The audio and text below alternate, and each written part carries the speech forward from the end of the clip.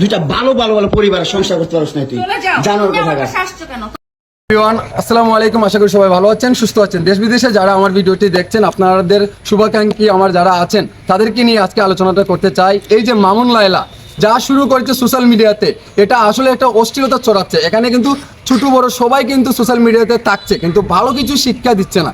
ওদের মা ছেলে যে 2 দিন পর পর একটা নাটক করে, এই নাটকটা বন্ধ করবে কবে? আমরা কি এতই বোকা?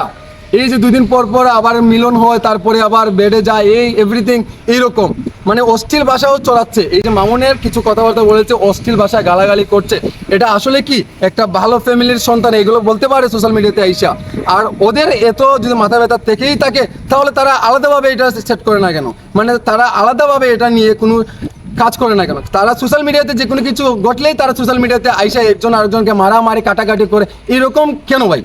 কারণ আমি জানতে চাই এরকম কেন? এই বাংলাদেশে কি পাইছে এরা? এদেরকে এসে ভালো মানে একটি সাজা দেওয়া হোক, যাতে ওরা সোশ্যাল মিডিয়াতে ছেড়ে দেয়। কারণ ওদের জন্য অশ্লীলতা ছড়াচ্ছে বাংলাদেশে আমাদের স্বাধীন দেশে এইভাবে সুনাগরিক আমরা হয়ে, বাংলাদেশের নাগরিক হয়ে আমরা এই ধরনের কাজ আমরা দেখতে চাই না। ওদের জন্য আমাদের ছোটো ছোটো বাচ্চারা, ছেলেমেয়েরা সোশ্যাল মিডিয়াতে থাকছে, অনেক কিছুই দেখছে, আইনের যে বিষয়গুলো আমরা দেখতে পাই না, ট্রেন্ডিংয়ে স্কিপ করলেও তাদের একটা ডায়লগ চলে আসে, তাদের অশ্লীলতা ছড়াচ্ছে শুধু ফেসবুকে। ভালো কিছু দেখবো, দেশের পরিস্থিতি কি দেখবো, আমরা ভালো কিছু শিখবো তা না, তাদের ভালো একটা নিউজ দেবো তা না, আমরা দেখতে পারি না। কারণ স্ক্রল করলেও দেখা যায় মা ছেলের যুদ্ধ লাগিয়ে গেছে। এটা কি পাইছে? আমরা কি আবাল? আমরা কি বুঝি না? আমরা না বুঝি কি এত বড় হয়েছি? আমরা তো জানি ভাই, এটা তোমাদের ভিউ কামানো বা টাকা ডলার কামানোর ধান্দা। এটা 2 দিন পর পর একটা নাটক করো, আর আইসা তো লাফালাফি ফালাফালি করো, চিনো না কোনো খামের বা খালি করবে বেতন মারো মাগার এত টাকার দরকার নেই। ওটা কাজ কাম করে ওটা এই টাকা নিয়ে তো ভরপুর থাক। এই যে সেলুন দিছ বা আদার্স যে টাকা পয়সা আছে, এগুলো নিয়ে হ্যাপি থাক না রে ভাই। আর এই আম্মাজানের কারণে তো আরো বাংলাদেশের ছেলেমেয়েরা নষ্ট।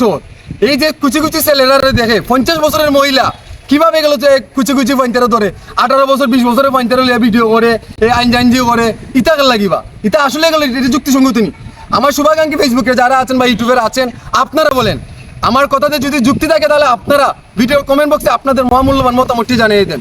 কারণ এইরকম কথাবার্তা বা আমি ভিডিও মেকিং করি না, কারণ আমি অন্য চ্যাপ্টার নিয়ে কথাবার্তা বলি, কিন্তু ওদের জন্য আসলে খুবই দুঃখজনক, এমনকি কষ্ট লাগছে। কারণ আমাদের এই ছোটো মানে এভরিথিং বাংলাদেশের মানুষ কী শিখছে রে ভাই? ভালো কিছু দেখতে পারছে না ওদের কারণে 2 দিন পর পর একটা নাটক করে।